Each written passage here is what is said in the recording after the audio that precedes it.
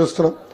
అందుకే బాబు గారు పవన్ అన్న కలిసి బాబు సూపర్ 6 ప్రకటించారు.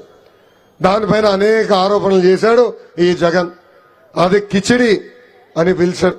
దాంతో నాకు అర్థమైంది ఈ బాబు సూపర్ 6 లో ప్రజా ఆదరణ వల్ల జగన్ కి జ్వరం వచ్చిందని. జగన్ కి చెప్తున్నా, ప్రజల కష్టాల నుంచి ఆ బాబు సూపర్ 6 వస్తుంది. తెలుగింటి ఆడపడుచుల కన్నీరు నుంచి వచ్చింది ఆ బాబు సూపర్ 6. కార్మికులు పడుతున్న కష్టాల నుంచి వచ్చింది ఆ బాబు సూపర్ 6. ఆంధ్ర రాష్ట్ర నిరుద్యోగ యువకులు పడుతున్న కష్టాలు చూసి తీసుకొచ్చిన కార్యక్రమం ఆ బాబు సూపర్ 6.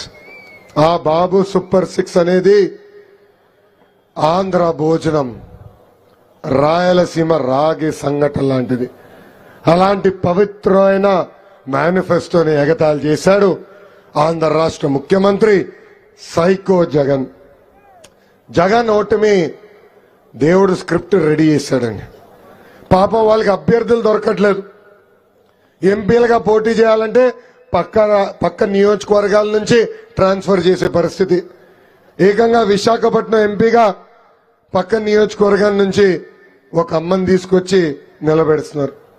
అదేవిధంగా ఒంగోలు ఎంపీగా చిత్తూరు జిల్లాకి చెందిన ఒక వ్యక్తిని తీసుకొచ్చి నిలబెడుతున్నారు.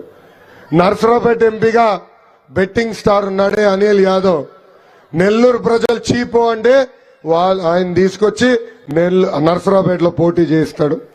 ఇంకా ఏకంగా గుంటూరు ఎంపీగా ఒక క్రికెటర్ కి అవకాశం ఇచ్చారు.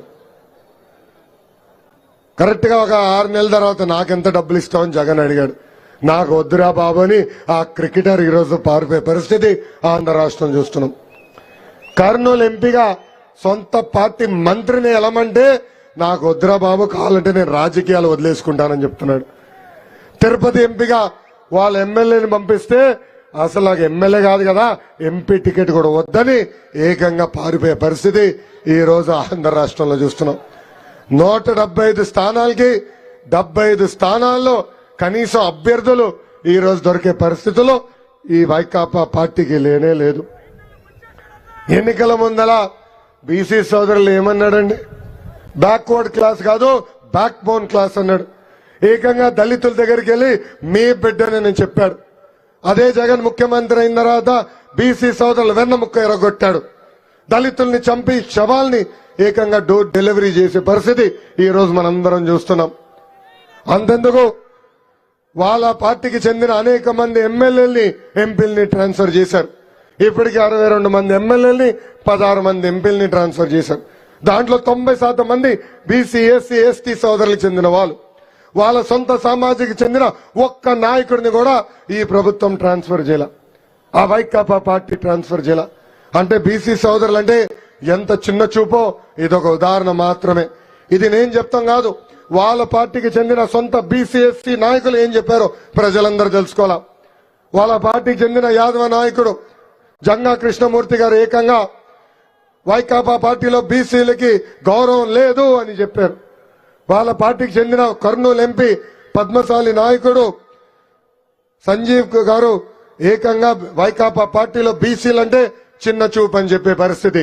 వాళ్ళ పార్టీకి చెందిన సీనియర్ నాయకుడు పార్థసారథి గారు ప్రజలు నన్ను గుర్తించారు కానీ మా ముఖ్యమంత్రి నన్ను గుర్తించలేదు, కనీసం ఒక్క అపాయింట్మెంట్ కూడా నాకు ఇవ్వలేదని చెప్పే పరిస్థితి. అంతెందుకు వాళ్ళ పార్టీకి చెందిన దళిత ఎమ్మెల్యేలు ఏం మాట్లాడుతున్నారో ప్రజలందరూ తెలియాల్సిన అవసరం ఉంది.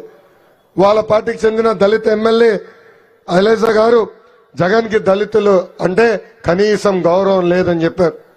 ఇంకొక ఎమ్మెల్యే ఆర్థర్ గారు వైకాపా పార్టీలో దళిత ఎమ్మెల్యే కేవలం ఒక స్టిక్కర్ అని చెప్పే పరిస్థితికి వచ్చారు. అంతేకాదు బీసీలకు రావాల్సిన 27 సంక్షేమ కార్యక్రమాలు ఈ ప్రభుత్వం రద్దు చేసింది. స్థానిక సంస్థ ఎన్నికల్లో మీకు రావాల్సిన 10% రిజర్వేషన్ తగ్గించి 16,500 బీసీలకి 16,500 మంది బీసీలకి పదవులు దూరం చేసింది ఈ ప్రభుత్వం. అంతేకాదు 27,000 మంది బీసీల పైన దొంగ కేసులు పెట్టి జైలుకు కూడా పంపించింది ఈ ప్రభుత్వం. అంతెందుకు గుంటూరు జిల్లాలో అమర్నాథ్ గౌడ్ అన్న కుర్రోడు వాళ్ళ అక్కని వైకాపా నాయకుల బిడ్డలు ఏడిపిస్తున్నారని ఊరు పెద్దలకు చెప్పాడు. పోలీస్ స్టేషన్కి వెళ్ళి కంప్లైంట్ ఇచ్చాడు. అది తెలుసుకున్న వైకాపా నాయకుల బిడ్డలు ఆ అమర్నాథ్ గౌడ్ని చితక బాదారు.